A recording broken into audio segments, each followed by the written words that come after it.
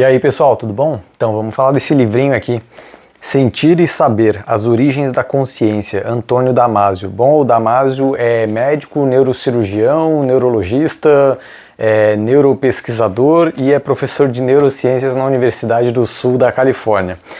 Quem já conhece o nome dele sabe que ele é extremamente importante nessa área aí, ele tem grandes contribuições em estudos na área de neurociências. Ele é bem famoso também por outros livros, o Erro de Descartes, que tem review aí no canal, tem Os Mistérios da Consciência, tem o Em Busca de Spinoza, tem uma série de outros livros.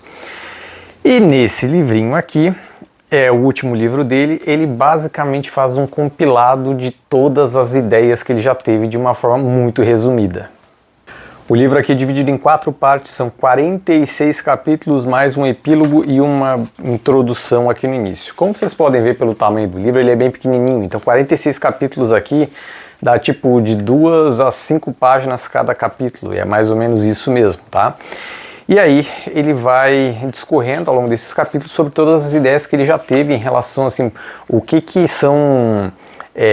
o que é a mente, o que é a consciência, o que são as emoções, os sentimentos, como isso tudo está atrelado para chegar ao cérebro que nós temos hoje, né? Eu falo cérebro, mas na verdade é essa concepção do todo, né, que nos dá essa subjetividade.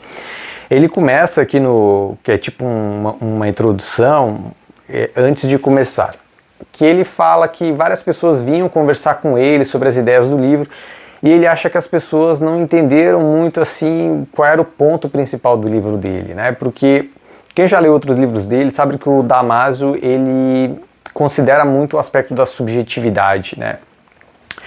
Não no sentido do teatro cartesiano, tanto que no Erro de Descartes ele usa para argumentar contra o teatro cartesiano.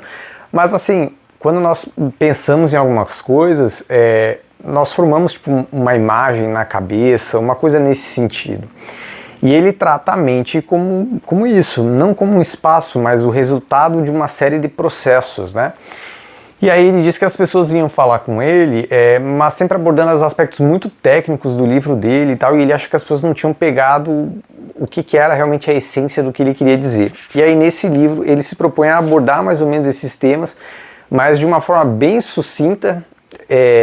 Sucinta é modo de dizer porque são capítulos curtos, né? Mas é um assunto muito profundo.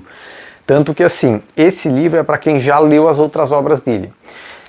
Por sorte, eu já tive contato com uma série de material dele, né? Eu li o Erro de Descartes, foi o único livro dele que eu li, mas eu já vi muitos outros materiais dele, então consegui pegar uma série de coisas aqui que, assim, eu sabia que era uma ideia dele e tal. Mas para quem não está familiarizado com o material do Damasio, esse aqui não é o livro dele para começar. O ideal é ler os outros para depois ler esse aqui. A parte 1 aqui, sobre ser, são 7 capítulos. No princípio não era o verbo, o propósito da vida, o constrangimento dos vírus, cérebros e corpos, sistemas nervosos como subproduto da natureza, sobre ser, sentir e saber e cronologia da vida.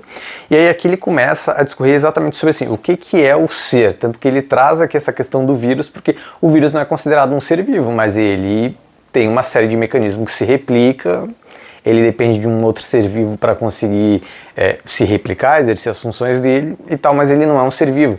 Então ele mostra muito assim como essa nossa própria definição de ser, ela também tem uma série de problemas, né? Então ele começa a discorrer aqui o que seria mais ou menos o surgimento da vida, né? O que nós classificamos como vida. Ele traz um pouco esse aspecto de mesmo seres unicelulares ou até mesmo uma bactéria, eles conseguem reagir de alguma forma ao mundo, né? Eles não têm um sistema nervoso central, eles não têm mente, consciência, né? Mas de alguma forma eles reagem às coisas que estão acontecendo. Então ele começa a pegar uma série de tópicos aqui para discorrer sobre esse problema, sobre o que nós consideramos ser, né? Aí aqui no final ele até tem um que é o sobre ser, sentir e saber. E aí ele fala, tipo, esses seres, quando alguma coisa toca neles, numa bactéria e tal, eles reagem. Então eles sentem alguma coisa ali, porque senão não tinha como reagir. E aí ele vai aprofundando sobre o que é o sentir, né? A nossa percepção em termos dos sentidos, o tato, a audição, o olfato, a visão, né? E aí ele fala um pouco assim em termos de magnitude dessas percepções, desses sentidos e tal. E depois ele vai para a parte 2 aqui, sobre a mente e a nova arte da representação. E aí os capítulos são inteligência, mente e consciência, sentir não é o mesmo que estar consciente e não requer uma mente, o conteúdo da mente, inteligência sem mente, a produção de imagens mentais, transformação de atividade neural e movimento e mente, a fabricação de mentes, a mente das plantas e a sabedoria do Príncipe Charles, algoritmos na cozinha. E aí aqui ele começa a falar um pouco sobre essa questão de nós precisamos de um cérebro para ter a mente e exercer a consciência, mas eu posso ter uma deficiência no cérebro que não necessariamente prejudica a consciência, né? Então ele fala muito do meio para a questão da consciência e da mente. Aqui ele volta muito no aspecto do cérebro como um substrato, né? Só que ele vai discorrendo todas as ideias e problemas que existem com essas distinções, né? Porque se eu abrir a cabeça de uma pessoa, eu não vejo mente lá no meio. Não tem um espacinho lá, aqui está a mente. Não. A mente seria o resultado de todos os processos que ocorrem dentro do cérebro em função desse sistema nervoso central. E aí ele fala, por exemplo, inteligência, mente e consciência. Ele começa a distinguir isso, porque se inteligência é utilizar as capacidades para atingir um determinado objetivo, eu não preciso de cérebro para isso, porque as bactérias não têm cérebro, não tem lá um sistema nervoso central e elas exercem a função delas normal. Então elas também são seres inteligentes, dadas as proporções daquilo que a natureza, a evolução selecionou elas para conseguir executar. Sentir não é o mesmo que estar consciente e não requer uma mente. Daí vem justamente nisso. Pô, alguns seres unicelulares não têm um cérebro desenvolvido como o nosso, sistema nervoso, e eles ainda sentem, né? E estar consciente, ele fala que o consciente aqui é quando o ser, o animal, ele cria uma percepção do que acontece dentro dele, né? Quando nós temos um sentimento, isso é uma coisa que cria assim algo na nossa cabeça, né? Uma série de pensamentos, passa tipo um filme, umas imagens, alguma coisa assim. E isso seria a consciência. Então esses animais que às vezes são unicelulares ou animais mais simples, que não têm o sistema nervoso central desenvolvido, não têm o cérebro e tal, eles sentem as coisas, mas eles não têm consciência, ou não teriam consciência, né, porque nós não podemos afirmar isso com tanta precisão assim, justamente porque eles não têm um aparato para conceber eles como as coisas que acontecem dentro deles, né? Aqui ele ainda fala inteligência sem mente, que é justamente esse aspecto, a produção de imagens mentais, transformação de atividade neural em movimento e mente. E aí que é interessante porque ele começa a mostrar que assim, tem algumas criaturas que têm lá o sistema nervoso central, aquilo dá alguma percepção mais elevada para elas, mas eles não têm tipo um centro de controle, um cérebro, alguma coisa assim, de forma que talvez essa criatura pudesse produzir uma mente, né? Então ele fala como se fosse meio que das etapas do processo evolutivo, né? Então veio lá um sistema nervoso central, um sistema nervoso assim mais robusto, né? Mais simples, e ele foi evoluindo até a hora que vinha um aspecto de cérebro, e esse cérebro era meio que o centro de controle das coisas, e daí a integração do sentir aquilo ali e a percepção de si seria a consciência no final das contas, né? Aqui ele fala a mente das plantas e a sabedoria do Príncipe Charles, porque ele conta que o Príncipe Charles meio que cantava para as plantas e tal, e ele vai falar aqui da mente das plantas, justamente porque assim, mesmo as plantas, elas reagem às coisas, né? Então nós temos, por exemplo, o geotropismo, né? O fototropismo também. Então, dependendo de onde a luz pega, a planta tem um aparato para sentir a luz e fazer com que ela cresça numa direção oposta ou na direção da luz, enfim. Então, mesmo as plantas, elas são dotadas de um sistema que dá uma percepção para elas. Não é que nem a visão, a audição, mas é a percepção que elas têm, é o sentido que ela acabou desenvolvendo, e aquilo foi importante em termos de evolução para essas plantas. A parte 3 aqui sobre os sentimentos. Os princípios dos sentimentos, preparação do palco, afeto, eficiência biológica e a origem dos sentimentos, alicerçando os sentimentos 1, 2, 3, 4, 5, 6 e 7, sentimentos homeostáticos em um contexto sociocultural, entre aspas, mas este sentimento não é puramente mental. E aí aqui ele começa a falar exatamente o que são os sentimentos, né? Aqui é legal entender porque o Damasio, ele fala sobre sentimento de fundo, né? A todo momento nós estamos sentindo alguma coisa. Existe um sentimento que é como um pano de fundo, porque esses sentimentos é a forma como nós percebemos o mundo, né? Mas um pouquinho adiante ele acaba fazendo a distinção em termos verbais, né, de mente, consciência, sentimento e emoções, porque isso é um aspecto de comportamento verbal E é complicado porque se as pessoas não falarem qual é a definição para cada uma delas, cada um pode estar falando de uma coisa muito diferente. Eu achei estranho, eu não lembro que parte aqui do livro ele acaba falando, mas é meio que já na metade do livro que ele volta nesse aspecto, e eu acho que isso ele deveria ter falado antes, né? Então ele fala muito do sentimento como o estado do corpo, o estado afetivo do corpo para poder perceber o mundo à nossa volta. Afinal, sentimentos e emoções são basicamente isso, são formas de nós percebermos o mundo. Então, se eu estou privado de energia, eu sinto fome. Então aquela sensação de fome é o que me anuncia de que eu devo comer, senão eu posso morrer de inanição. Se eu vejo um animal perigoso e eu sinto aquela reação que nós chamamos de medo, é um sinal de que é para eu fugir, né? Ao invés de eu ficar lá, deixa eu analisar se esse animal pode ser perigoso ou não. Não, então a natureza nos dotou de sentidos, né, emoções e sentimentos para nós termos uma resposta mais imediata, para garantir a sobrevivência. Então não precisava pensar que o animal é perigoso, basta nunca vi isso na vida, é melhor eu correr sentindo medo para garantir essa sobrevivência. Então aqui o Damasio ele discorre bastante sobre os sentimentos aqui nessa parte, justamente para falar assim, os sentimentos são a parte inicial para o processo da criação de uma mente e de uma consciência, né? Então eu preciso sentir por meio das nossas percepções, dos nossos sentidos, e aquilo gerar um sentimento na criatura, e esse sentimento em algum momento da evolução ele conseguir ser percebido por um cérebro, qualquer outra coisa que talvez possa existir, para ter esse aspecto da mente e a consciência, que é a percepção dos sentimentos de si mesmo. E a parte 4 aqui sobre consciência e conhecimento. Por que a consciência? Por que agora?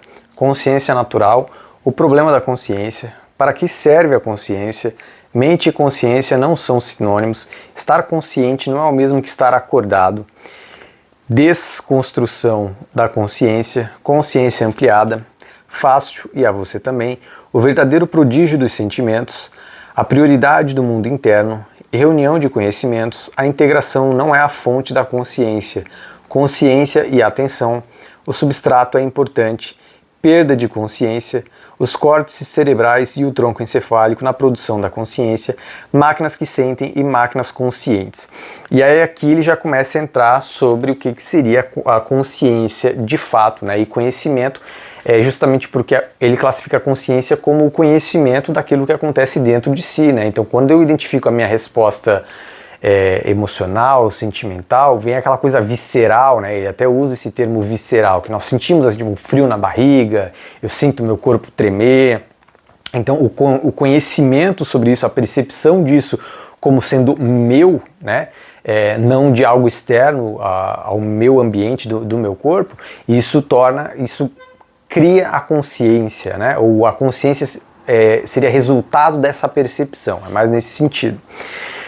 E aí aqui ele fala dessas questões do problema da consciência, né, como a classificação de consciência, essa questão até da palavra consciência. Ele fala que tem um livro do Shakespeare, acho que é o Hamlet, que ele usa o termo conscience, se eu não me engano. Só que conscience não é consciousness em inglês, né? Então ele não se referia à consciência como essa consciência que nós temos hoje, né? Do estar ciente de si, mas era um consciente no sentido de emoção, né? Então ele fala, assim, isso até é um termo relativamente novo, tem, sei lá, 200, 300 anos, alguma coisa por aí, né? E aí ele começa a discorrer sobre essa questão de, por exemplo, por que a consciência e por que agora? Então ele começa a falar que assim, é uma coisa nova na história, mas a preocupação não é de hoje, né? Mas é simplesmente essa definição do que é consciência, ela acaba sendo nova.